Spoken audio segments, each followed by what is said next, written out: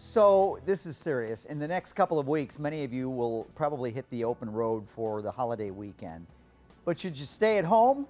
Ed Herman of Brown and Crouppen joins us to talk about the 100 Deadliest Days. Doesn't exactly sound inviting. No, but it's a grabber. It is. You know, the 100 Deadliest Days are the 100 days between Memorial Day and Labor Day. And what's interesting is it's a little counterintuitive because a lot of people, I think, would think, well, the winter time is certainly more hazardous to drive in. There must be more accidents. The snow, the ice, the darkness. But that's not true. It's the summertime, and it's because there's so much more driving going on, a lot more travel going on and road trips, a lot more teenagers working summer jobs, going to parties, having fun, and a lot more drinking. And that's the ultimate killer. That's why it's the deadliest time of year. Also more distractions, I guess. There are, a lot of people, a lot of teenagers driving with each other, which apparently is the single most dangerous thing a teenage driver can do, is have another teenager in the car with them. And it's probably because they get distracted talking or listening to music or, doing whatever the kids are doing these days. Well, and I think, too, that driving, there's probably a lot more daytime drinking.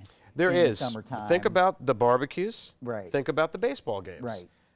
You get those things going on. You've got 3 major holidays, long weekends with Memorial Day weekend, Independence Day weekend, and then Labor Day weekend.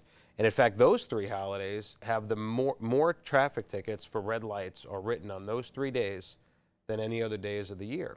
So, what is it now, Memorial Day, Labor Day, and Independence Day. Really? Yeah. That's why would people run red lights on those days? I think it's the drinking. I think those are 3 big drinking holidays, and I think that they're not paying attention out there. So there's probably just more.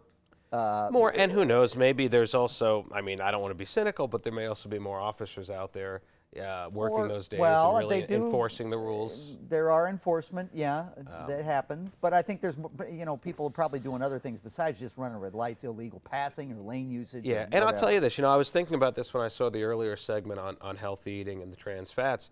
If I was giving health advice to people, and I'm probably the last guy to do that, but if I were doing it, it's not about, diet's great, exercise is great, and quitting smoking is great.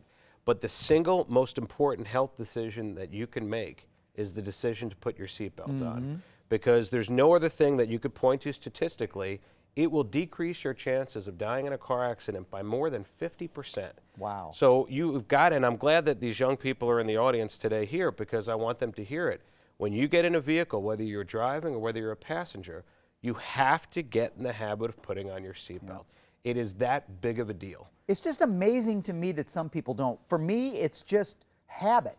It's like turning the key. It's like opening the door. It's like everything. It's just part of the routine of getting in the car and starting it. And as I had children, my kids used to get mad because I would say, everybody buckled in. And if I had somebody else's kids in my car, I would particularly, because I don't know what their habits are. I know my kids are good about it. And I know sometimes you can get distracted, but it's so much a part of the function of getting in and buckling up that I can't. I'm the same way as you are, and I just think that kids sometimes will take after their parents, so it's very important for the parents to do it.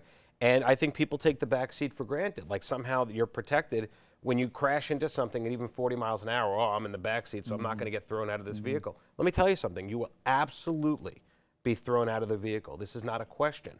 It doesn't take a high rate of speed. And if you don't buckle up every time. These guys are personal injury attorneys, so they know the statistics. Yeah, and look, I hate to say it, I don't want to scare people, but go on YouTube. There are a lot of videos put out there specifically to show what happens in car accidents when people are not wearing their seatbelts. No matter where they're sitting, it will scare everything out of you, and you will forevermore always wear your seatbelt. So I can tell you, don't drink and drive, and that's important, and I can tell you, don't be distracted, don't drive sleepy and all of that. But if you take one message away from this, it's every time, whether you're backing up in your driveway or taking a road trip, put your seatbelt on, make sure everybody in the car has got their seatbelt on. There's no trip too short for not having your seatbelt on. Much wisdom from this man. Thank you, Ed. If you have a question for Brown and Crouppen, call them at 314-222-2222 or visit them online at getbc.com. And if you have a topic you want them to cover on our show, go to getbc.com/askandy.